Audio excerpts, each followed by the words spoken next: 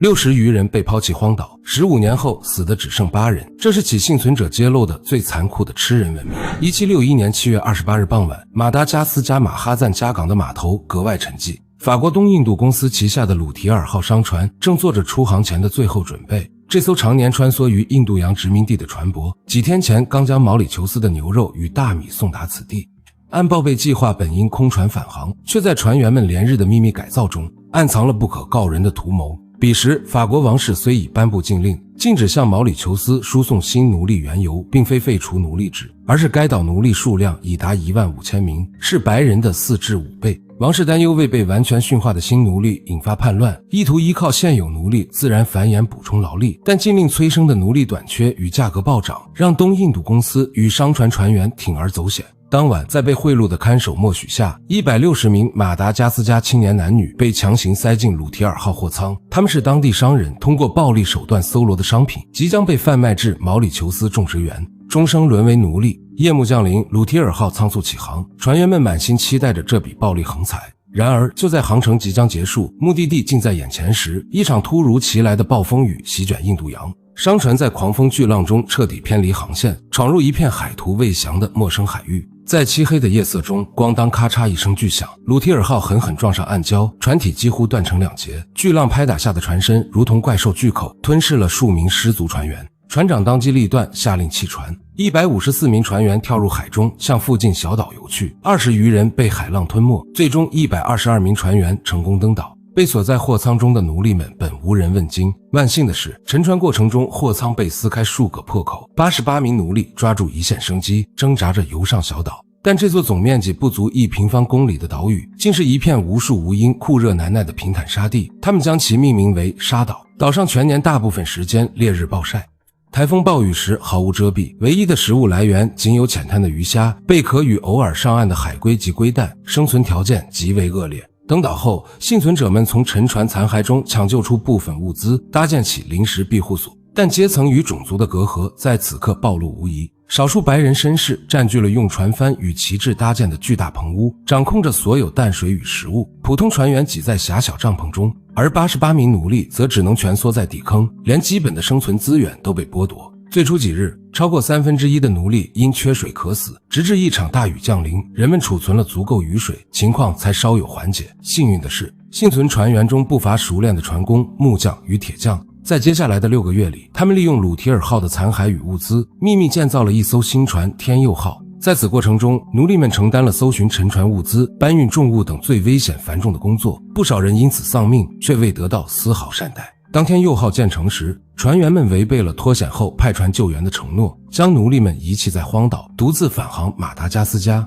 船長或許因懼怕偷運奴隸的罪行敗露，返航後未如實上報情況，並對船員下達封口令。不久後，他便因疾病與精神打擊病逝。部分尚存良知的船員向總督揭發此事，懇請派船救援。但總督身為東印度公司貿易代表，既想隱瞞偷運奴隸的家醜，又忌憚沙島周圍的暗礁險灘，以風險過高為由拒絕了請求。此後數年，船員們多次請願均遭駁回，沙島與被遺棄的奴隸們漸漸被世人遺忘。時光荏苒，10幾年過去，18世紀70年代初，法國海軍上尉本拿，後稱窗門林，在酒館老水手的閒談中，偶然聽聞了這場被塵封的劫難。出身貴族世家，兼具軍人榮譽感與基本人性底線的他，雖不反對奴隸制，卻對殖民者背棄誓言、遺棄共患難奴隸的行徑深感恥辱。從1773年起，他通過寫信、求見、遊說政客等多種方式，持續向總督施壓，要求救援荒島奴隸。1775年，迫於輿論壓力與窗門林背後的家族勢力，總督終於派出小螞蟻號護衛艦前往沙島，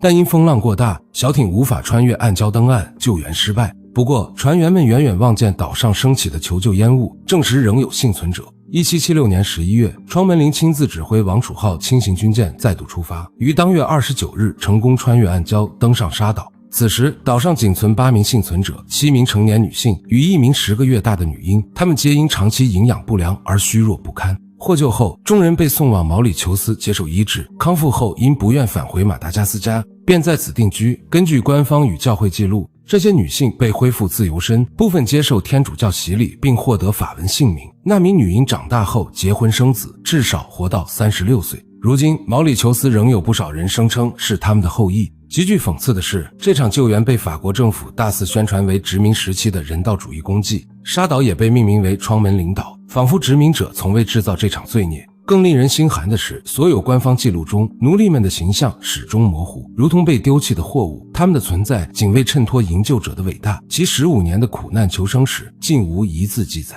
殖民者的冷漠與傲慢展露無遺，直到2006年起，考古學家陸續登上窗門領島，結合毛里求斯民間馬達加斯加語與克里奧爾語的口口相傳，才逐漸還原了奴隸們的荒島歲月。殖民者離開後，60餘名幸存奴隸迅速組成協作共同體，在絕境中為生存抗爭。他們借鑑造船時習得的技能，用石塊、珊瑚建造半地下庇護所，配備排水設施，歷經10多年仍堅固耐用。挖掘蓄水坑，收集雨水，鋪墊碎石過濾，甚至掌握了初步海水加熱過濾技術，在旱季維繫生命，以海產為主食，偶爾用漂流而來的椰子改善生活，還用沉船打撈的銅材制作工具、餐具與裝飾品。在苦難中保留對美好的追求，現實的殘酷遠超想象。稀缺的資源讓許多人在幾年內相繼離世，島上成片的墳墓見證着他們的絕望。殖民者離開1年多後，奴隸們意識到救援無望，開始自救。他們集中資源建造帶風帆的木筏，18名男女首次出海求救，卻被風暴吞噬。2年後，用碎木片、海鳥羽毛等邊角料拼湊出第2艘木筏。